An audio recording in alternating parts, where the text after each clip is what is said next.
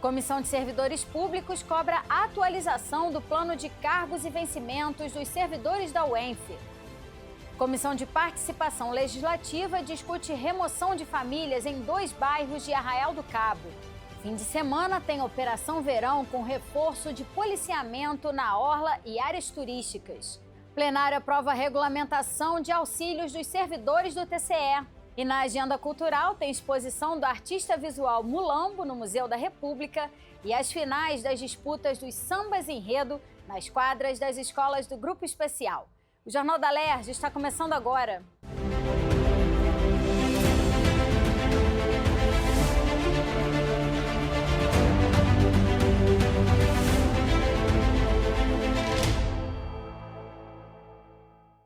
Boa noite. Nesta quinta-feira, o presidente da Alerj, deputado Rodrigo Bacelar, assinou com o Ministério Público do Rio de Janeiro um termo de ajustamento de conduta que garante a convocação de aprovados no concurso da Polícia Militar de 2014. A decisão é resultado de um consenso entre a Alerj, o governo do estado e o MP. Serão 800 candidatos beneficiados com a assinatura do acordo. O concurso da Polícia Militar de 2014 foi afetado por ações judiciais que questionaram e anularam questões da prova, impactando a reclassificação e a continuidade dos candidatos nas próximas fases. Os candidatos solicitaram a mediação da Alerj para solucionar o impasse e, após intensas articulações, foi firmado um acordo para que haja a imediata convocação. Felicidade muito grande estar aqui acompanhado pelo nosso grande Procurador-Geral de Justiça do Rio, doutor Antônio José, aqui na sede do Ministério Público.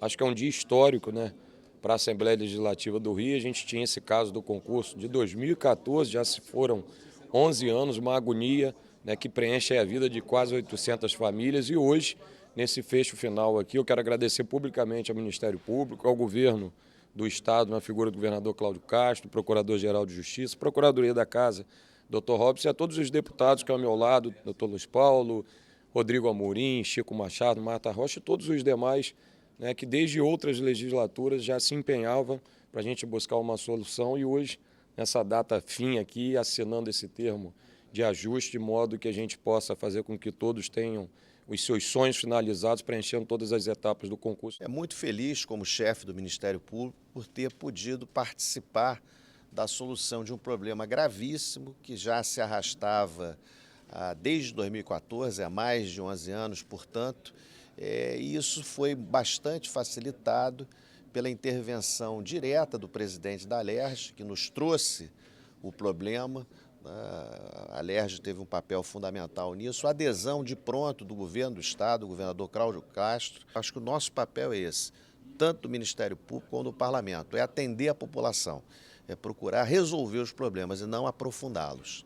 Foram mais de 4.000 dias que os concursados aguardaram a possibilidade de concluírem as etapas do concurso. O promotor de justiça, Dr. Alberto Flores, que ficou à frente do caso, explicou o trabalho realizado pelo Ministério Público para permitir que agora os concursados possam assumir os cargos. Eu gosto sempre de destacar que ninguém está se tornando policial militar por causa desse TAC. Essas pessoas que, por uma série de questões técnicas, foram afastadas do prosseguimento do concurso, vão poder retornar a esse concurso, vão poder retomar esse concurso e seguir nas ulteriores etapas, algumas muito difíceis, e elas vão ter que ser avaliadas e talvez logrem êxito e consigam acessar os quadros da Polícia Militar. Mas o momento hoje é um momento especial porque muitas questões técnicas e desafiadoras, como você mesma disse, foram propostas ao longo desse tempo. E soluções, às vezes, disruptivas, às vezes criativas, tiveram que ser pensadas para a solução global do problema. À frente dos debates nas comissões do Parlamento, os deputados Rodrigo Amorim e Luiz Paulo destacaram a importância do trabalho da Alerj com auxílio do procurador da Casa, Robson Maciel. Eles falaram dos benefícios para a sociedade com a efetivação dos novos policiais. Os grandes vanguardistas dessas lutas foram os concursados, que jamais perderam a esperança e acertaram em cheio quando procuraram o Parlamento Fluminense para intermediar essa demanda, que não era uma demanda fácil, por isso demorou 4.000 dias. Ganha o Rio de Janeiro com mais efetivo na rua, o Rio de Janeiro passa a ter segurança jurídica daquele que se dedica a ser aprovado no concurso público e também ganham aquelas famílias que abriram mão dos seus filhos para se dedicarem, se absterem do convívio e se dedicarem à aprovação no concurso público. Parlamentares da Comissão de Participação Legislativa vão pedir à CPI da Transparência da Alerj que convoque autoridades do Estado para esclarecer a remoção de famílias nos bairros Sabiá e Caiçara, em Arraial do Cabo, na região dos Lagos. Em audiência pública, os deputados ouviram moradores das duas localidades que estão sendo ameaçados de despejo por uma decisão judicial. Cerca de 1.000 famílias foram surpreendidas no início de agosto com um prazo de 60 dias para desocupar as casas, que estão em área de proteção ambiental. No caso do bairro Sabiá, a ação de despejo está sendo movida pelo INEA, o Instituto Estadual do Ambiente. A gente está aí há pouco tempo, do prazo ser estourado, e a gente está buscando alternativas, buscando soluções que possam estar ajudando esse povo, porque a gente, como morador de lá, vem sofrendo bastante com insônia, perdendo noites de sono por causa dessas ações. Então, a gente está desesperado. Já o bairro Caiçara corre o risco de ser desocupado para a instalação de um resort. Uma liminar suspendeu as remoções até que fique decidido para onde os moradores serão removidos, mas eles não querem depender de aluguel social. As pessoas construíram suas casas para sair do aluguel e agora voltar para um aluguel social não é o que as pessoas querem. Tem pessoas acamadas, pessoas doentes, pessoas que estão passando por pressões psicológicas por conta dessa situação. De acordo com a Defensoria Pública do Estado, há falhas graves no decorrer das ações judiciais. Não houve audiência de mediação com os moradores e nem citação individualizada, o que é garantido por lei. A Defensoria pede a anulação das decisões para resguardar os direitos dos moradores. Vocês puderam ver aqui o que a população pôde expressar que está sentindo em perder suas casas. Eu fiz questão de caminhar, de ver, conversar com as pessoas. Certa parte ali do Sabiá são pessoas muito humildes e nós vimos o descaso de todas as autoridades que ali existem. Não tem ninguém da prefeitura, nenhum vereador, nenhum secretário tentando pelo menos ajudar. Os parlamentares prometeram agir para ajudar os moradores. Uma visita técnica aos 2 bairros de Arraial do Cabo vai ser agendada. Eles pretendem também ouvir representantes do INEA e da Secretaria Estadual do Ambiente na CPI da Transparência. Nós tivemos notícia aqui das casas que já foram demolidas, você teve excesso por parte de agentes públicos. Então, nós queremos fazer esses questionamentos, em especial ao Secretário de Estado de Ambiente e Sustentabilidade e à Procuradoria-Geral do Estado. E, por fim, não menos importante, redigimos uma carta que vai ser aprovada agora no final da audiência pública, pedindo que mais outros deputados façam adesão a essa luta conosco, para que a gente continue acompanhando o processo judicial, ao qual eu vou pedir ser amicus curiae, junto da Defensoria Pública, junto dos advogados e advogadas particulares, para que a gente possa mostrar e provar as incongruências que estão no processo e assim tentar cativar o judiciário. A Comissão dos Servidores Públicos da Alerj discutiu em audiência pública a atualização do plano de cargos e vencimentos dos servidores da UENF, a Universidade Estadual do Norte Fluminense, que não são reajustados integralmente desde que o plano foi criado em 2006.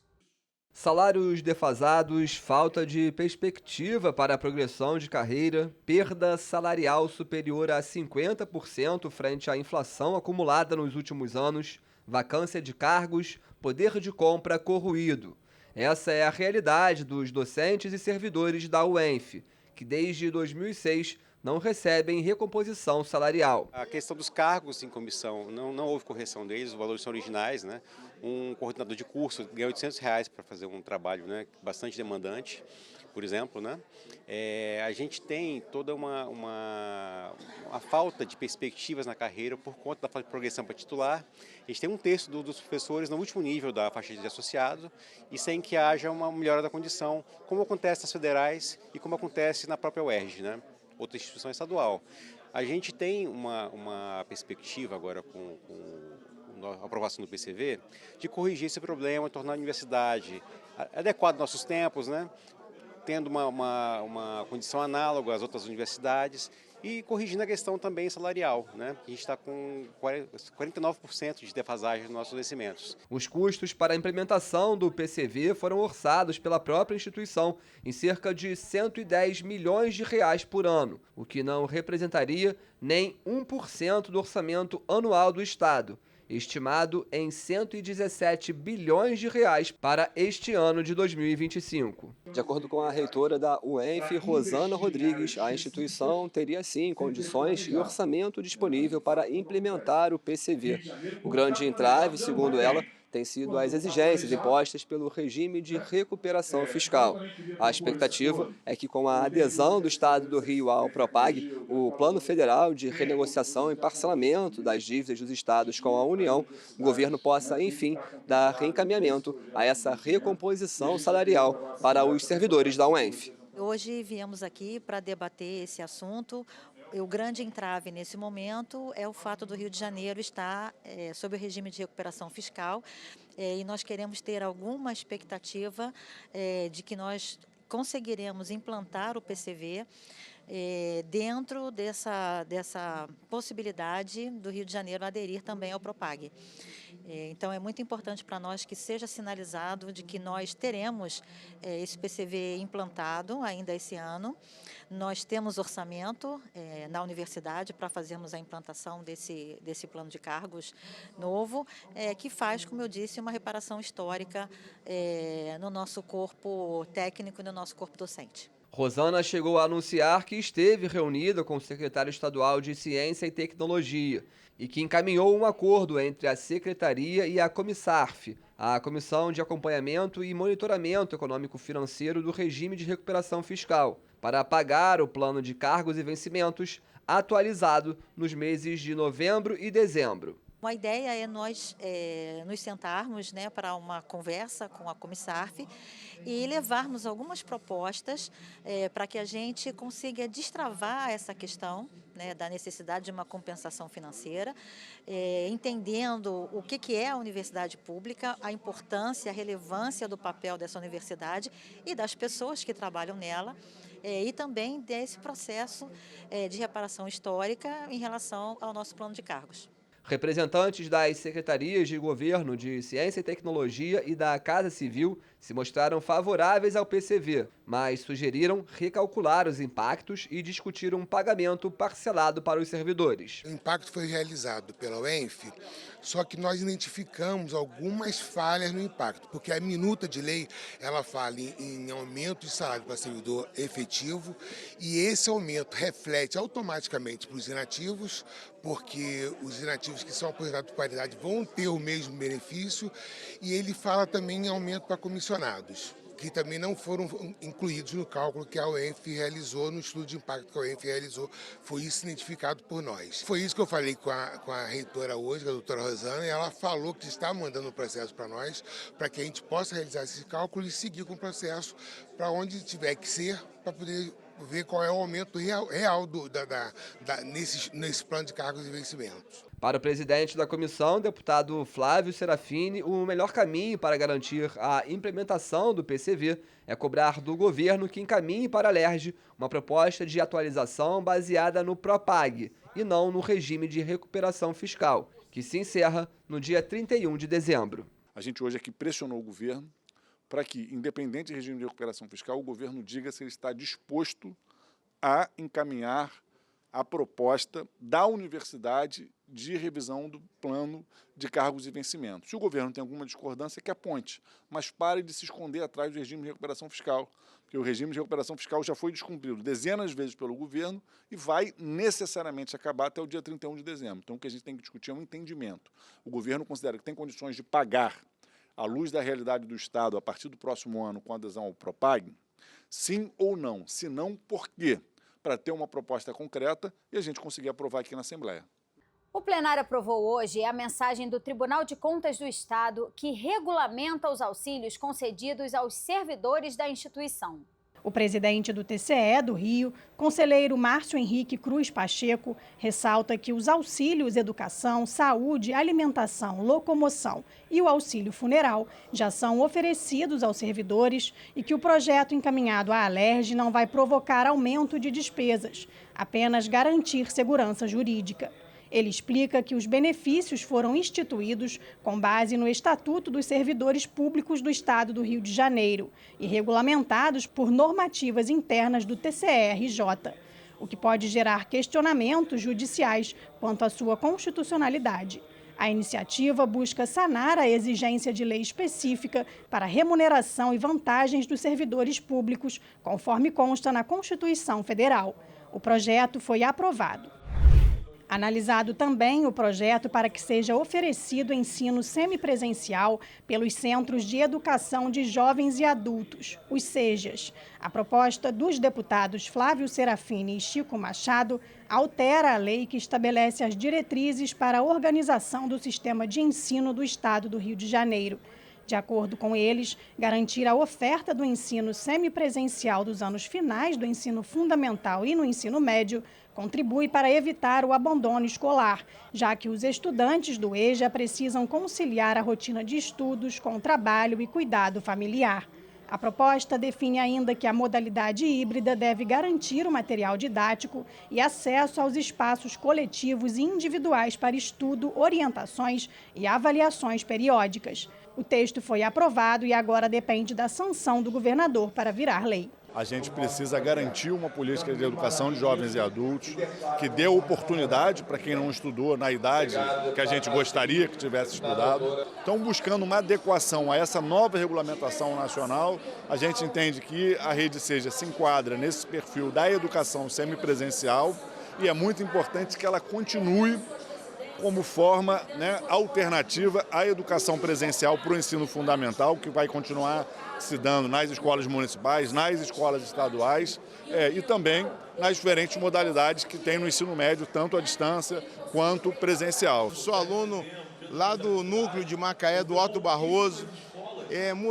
Isso modificou a vida das pessoas, aquelas pessoas que na juventude ou na idade já adulta não puderam estar presencialmente na escola, mas que ali encontraram educação, encontraram o respeito dos professores. Então, hoje eu tenho certeza que nós demos um passo importante para a educação do nosso estado. Concessionárias dos sistemas de metrô, trens e barcas podem ter que disponibilizar espaços dentro de estações, vagões e embarcações para divulgar fotos de pessoas desaparecidas. As imagens devem ser de cidadãos inseridos no Cadastro Nacional de Pessoas Desaparecidas, em parceria com a Delegacia de Descoberta de Paradeiros, e devem ser expostas em cartazes, televisões ou painéis com indicação do nome, data aproximada do desaparecimento e número de contato para a denúncia.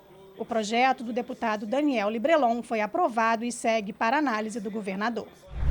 E pode ser criada no Rio a Política Estadual dos Deslocados Ambientais e Climáticos, a PEDAC, que estabelece direitos e diretrizes para que migrantes em situação de vulnerabilidade sejam protegidos pelo poder público. O projeto da deputada Verônica Lima prevê auxílio emergencial e apoio contínuo às populações atingidas por eventos ambientais e climáticos, fomento de tecnologias sociais e pesquisas para a prevenção do deslocamento ambiental ou climático, estratégias integradas e intersetoriais de apoio e reconstrução das condições de vida e meios de subsistência, além de outras medidas. O texto trata ainda de direitos dos deslocados ambientais e climáticos nas áreas de saúde, educação, trabalho, assistência social, acesso à moradia e à justiça. A proposta foi aprovada e segue para análise do governador. Você tem centenas, milhares de pessoas sendo diretamente impactadas em função dos acidentes climáticos e ambientais, né? Isso acontece em todo o estado do Rio de Janeiro. E essas pessoas são pessoas, na maioria das vezes, em situação de muita vulnerabilidade, que não moram em área de risco porque querem, moram porque não têm uma perspectiva. E elas precisam de uma política pública que garanta o seu acolhimento. E é isso que a gente fez. Estudantes da rede pública e privada no estado com transtorno do espectro autista ou outro transtorno de neurodesenvolvimento podem ser dispensados do uso de uniforme escolar. A medida ela deve ser solicitada pelo representante legal e deve vir acompanhada de um laudo que comprove o diagnóstico e também essa hipersensibilidade. A instituição de ensino tem um prazo de até 30 dias para poder avaliar toda a documentação.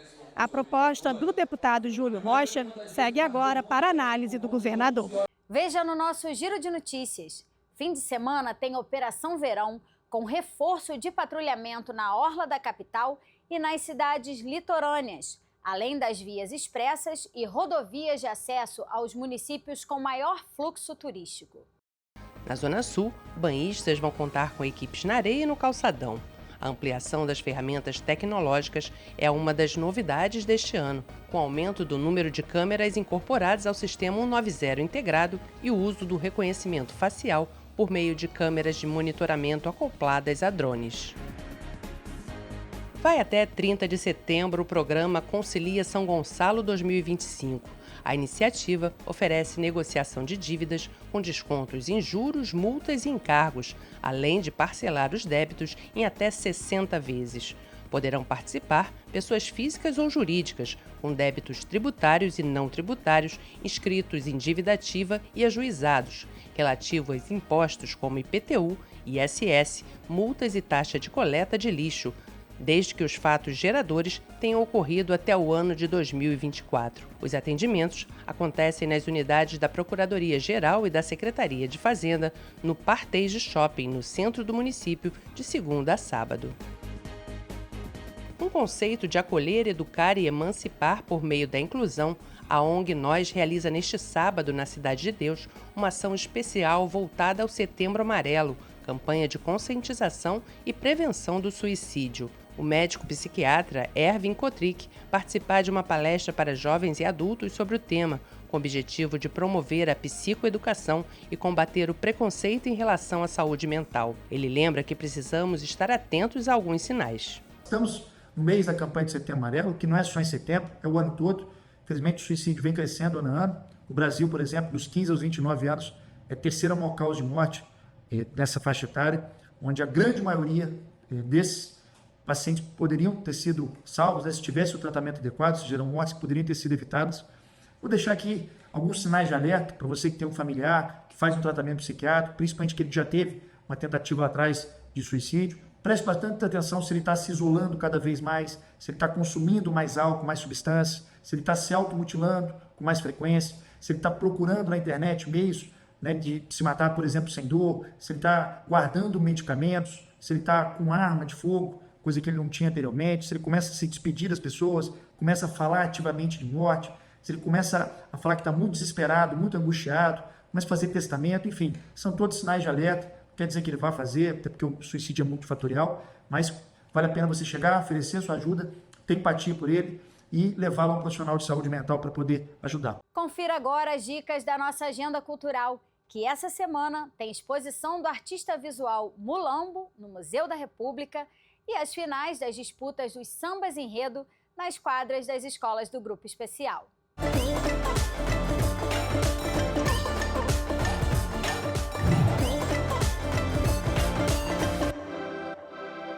Sejam muito bem-vindos a mais uma agenda cultural da TV Alerj.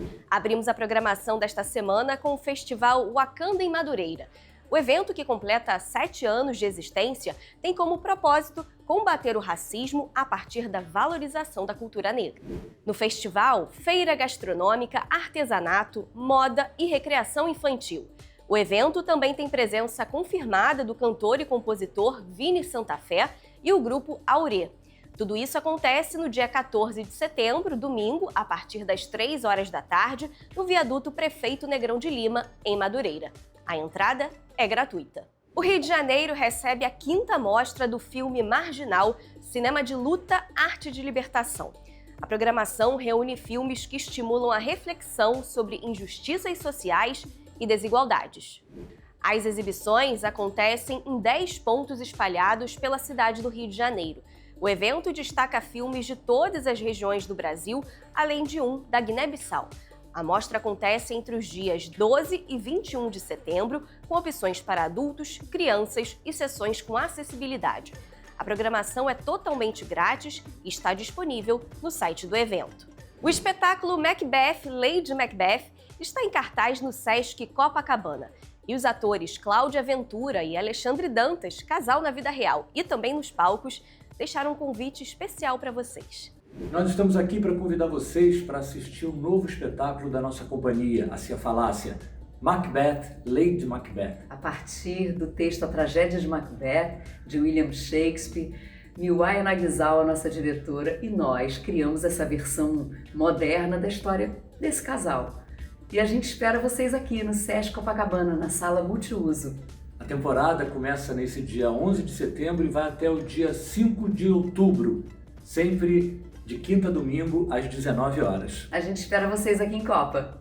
A Galeria de Arte Ipanema apresenta uma exposição inédita de Abelardo Zaluar, um dos principais nomes da abstração geométrica brasileira.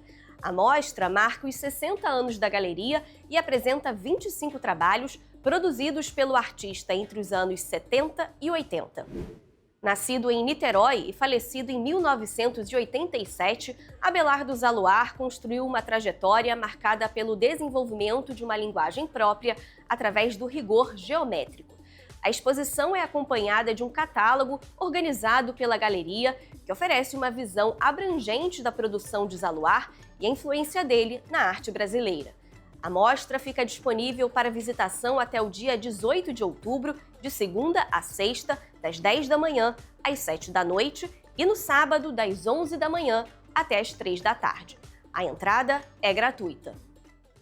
A peça Ela e Algumas Histórias fica em cartaz ao longo de todo o mês de setembro no Teatro Glaucio Gil.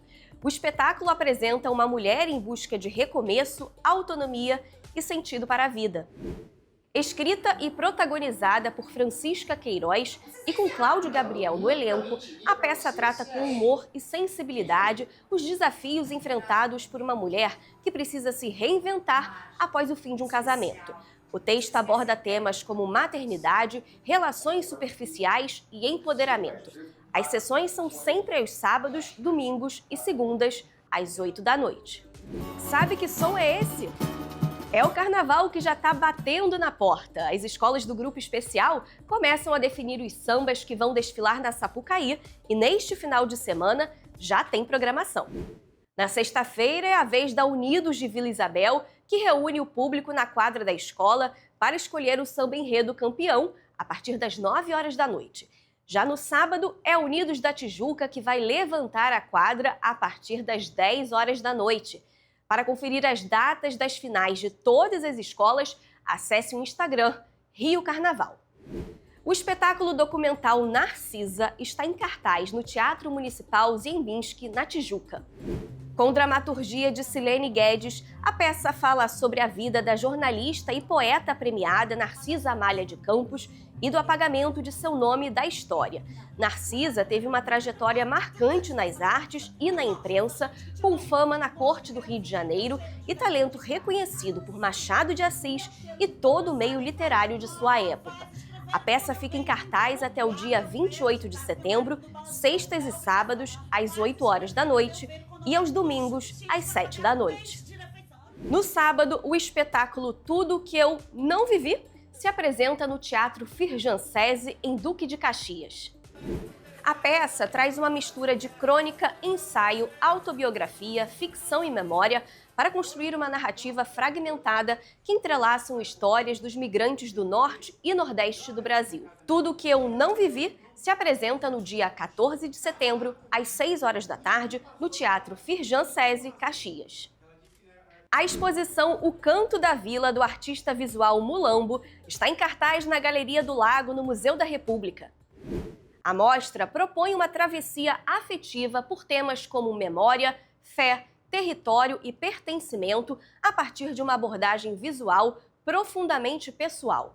As obras incluem pinturas, objetos e instalações inspiradas na casa onde o artista cresceu e hoje mantém seu ateliê na cidade litorânea de Saquarema. Você pode conferir a exposição até o dia 12 de outubro, das 11 da manhã até as 5 horas da tarde. E no dia 12 de setembro, às 11 horas da manhã, Mulambo e a curadora Isabel Portela recebem o público para uma visita mediada gratuita em formato de bate-papo com reflexões sobre o processo criativo do artista. O Jornal da Alerj fica por aqui. Você pode acompanhar a programação pelo nosso YouTube e pelas redes sociais. TV Alerj, o canal do povo. Uma boa noite para você e até a próxima semana.